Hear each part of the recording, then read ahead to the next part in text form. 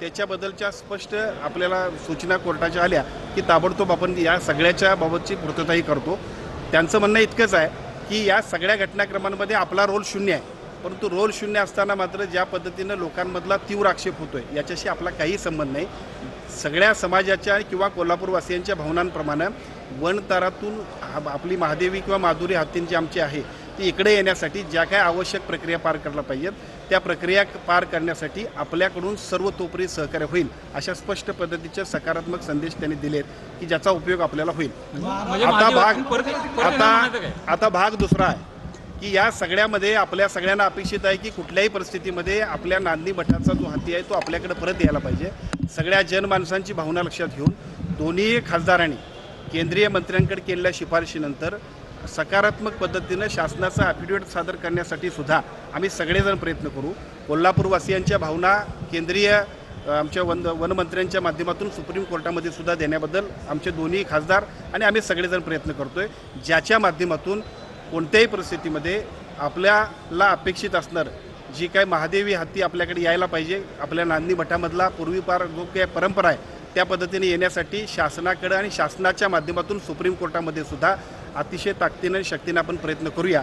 परंतु कुठल्याही परिस्थितीमध्ये एखादी गोष्ट ज्या वेळेला सुप्रीम कोर्ट निर्णय घेते त्यावेळेला फक्त जनभावना महत्त्वाची नाही, जनभावने इतकीच लीगल प्रोसेस महत्त्वाची आहे आणि ती लीगल प्रोसेस करणं गरजेचं आहे। एका बाजूला ती लीगल प्रोसेस करण्यासाठी आपल्या दोन्ही खासदारांच्या माध्यमातून अतिशय चांगल्या पद्धतीने आम्ही प्रयत्न करतोय आणि त्याच वेळेला वनतारानं सुद्धा सकारात्मक अशा पद्धतीनं तुम्ही जर घेत असाल तर आमचा कुठलाही आक्षेप नाही, याच्याबद्दलचे स्पष्ट ॲफिडेविटसुद्धा ते देतील की ज्याच्यामुळं आपल्याकडं आपला हत्ती येण्यामध्ये अति चांगल्या पद्धतीनं प्रयत्न करण्यामध्ये जे काय आपण प्रयत्न करतोय ती यशस्वी होतील। दोन गोष्टी आहेत, एक तर हत्ती खरंच परत येणार आहे का आणि या बैठकीतून महाराज नाराज होऊन गेलेले आहेत। दोनही गोष्टी महत्त्वाच्या आहेत की याच्यामध्ये हत्ती परत यायला पाहिजे तर तो निश्चितपणाने यायला पाहिजे, पण ती एक प्रक्रिया आहे।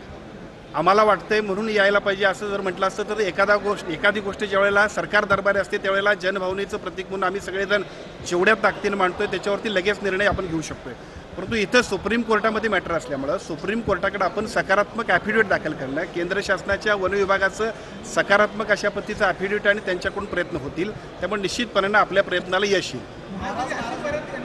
महाराज नाराज होऊन गेले नाहीत, महाराजांचं असं म्हणणं आहे की आपल्या भूमिका ज्या आहेत ते समाजासमोर सुद्धा ते बोलतील। शेवटी एखादी भूमिका घेत असताना ती भूमिका समाजासमोर मांडली पाहिजे आणि ते त्यांचं कर्तव्य आहे, त्यामुळे त्यांची भूमिका बरोबर आहे।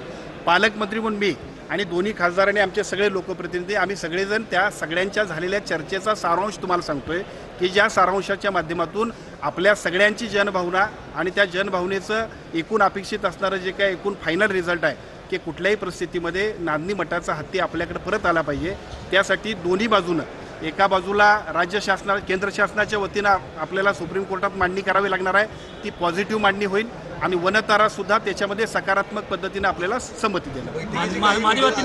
परत येणार असं म्हणायचं काय? निश्चितपणानं तयार आहे। खरं तर त्यांना इकडे आणण्यामध्ये ज्या पद्धतीने एका बाजूला धैर्यशील माने, दुसऱ्या बाजूला धनंजय माडिक साहेब आणि विशेषतः आमचे आदरणीय डॉक्टर खासदार श्रीकांत शिंदे साहेब यांचे सगळ्यांचे प्रयत्न होते, तसं बघायला गेलं तर त्यांनी इकडे येण्यासाठी सुद्धा आमचे प्रयत्न एवढ्यासाठीच होते की कोणत्याही परिस्थितीमध्ये याच्यामध्ये मार्ग निघावा आणि तो मार्ग निघाल्यानंतर आपल्या सगळ्यांना सुद्धा जी काय आपली इमोशनल अटॅचमेंट आहे त्या इमोशनल अटॅचमेंटप्रमाणे कोल्हापूरवासियांना अपेक्षित असणारा निर्णय मिळाला पाहिजे। तो निर्णय मिळण्यासाठीची प्रक्रिया सुरुवात झाली, फक्त इट्स अ लीगल प्रोसेस, त्यामुळे ह्या लीगल प्रोसेसला आपण पुढे जाऊ आणि कोणत्याही परिस्थितीत आपल्या सगळ्यांना ज्या पद्धतीची नांदणी मठाची परंपरा आहे त्या पद्धतीची हत्ती आपला जो आहे तो आपल्याकडे राहण्यासाठीचे संपूर्ण निर्णय आपल्या पद्धतीने करून घेण्यासाठीची प्रक्रिया आता दोन्ही बाजूंना सुरू झाली। वनतारा मुळातच फ्रंट फूटवर नव्हतं, वनतारा हे बाल संगोपन केंद्र असतं तशा पद्धतीचं हत्ती संगोपन केंद्र आहे, त्यांना काही अधिकार नाहीत आणि त्यांचा याच्याशी काही संबंध नाही।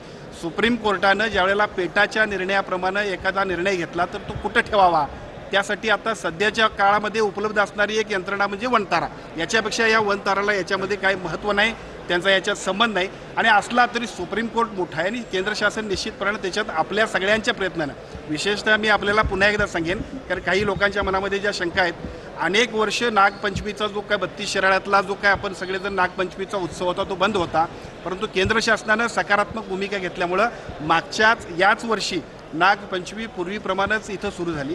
त्यामुळे मला असं वाटतं की आजचा सुद्धा जो निर्णय आहे तशाच पद्धतीने करण्यामध्ये आपण यशस्वी होणार आहोत. याच्या संदर्भात काही डेडलाईन पाळण्यात आली येणार आहे का? हत्तींचा धुमाकूळ कित्येक वर्ष आहे.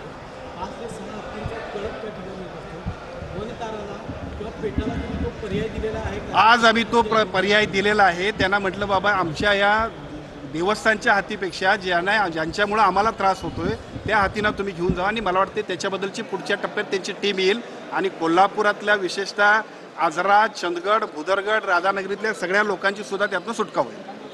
काही डेडलाईन याच्यामध्ये पाळण्यात येणार आहे का? कारण वनतारा यावी यासाठी खूप मोठ्या प्रमाणात चळवळ सुरू आहे. ती चळवळ वाढत राहणार आहे. सरकारच्या वतीनं कशा प्रकारे तुम्ही शब्द देणार आहे? नाही, जनभावना आणि जनभावनांचं प्रतिबिंब आपण समजू शकतोय. यासाठीच तर दोन्ही खासदार महोदयांनी या ठिकाणी प्रयत्न केलेत आणि ते प्रयत्न आणि त्याला टाईमलाईन सुप्रीम कोर्टामध्ये ज्या पद्धतीची निर्णय प्रक्रिया व्हायला पाहिजे तोपर्यंत आपण प्रयत्न करतोय आणि आपण ते यशस्वी होणार आहोत. माझी एवढीच विनंती आहे जैन धर्मियांच्या मनामध्ये त्या हातीविषयी असणारी आपुलकी, त्या नांदणी मठातल्या मठाधिपतीपासून सर्व भाविकांचा त्यांच्याविषयी असणारी इमोशनल अटॅचमेंट याला राजकारणाचा वास येऊ नये. खरं तर एका बाजूला ज्या पद्धतीचं एक लोकांमध्ये लोकभावना आहे ती इमोशनल अटॅचमेंट आहे, पण दुर्दैवाने त्या इमोशनल अटॅचमेंटला सुद्धा पॉलिटिकल अटॅचमेंट जी येते ती सगळ्यांनीच थांबवली पाहिजे.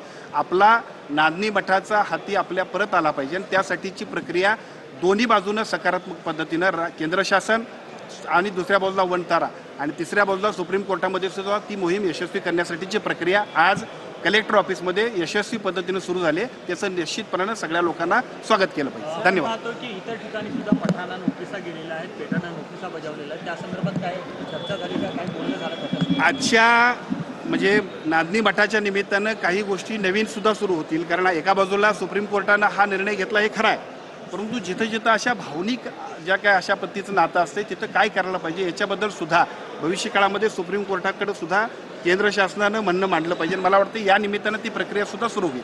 साहेब, नांदेडचा एक विषय आहे. एक व्हिडिओ व्हायरल होते. नांदेडच्या एका रुग्णालयात रुग्णांच्या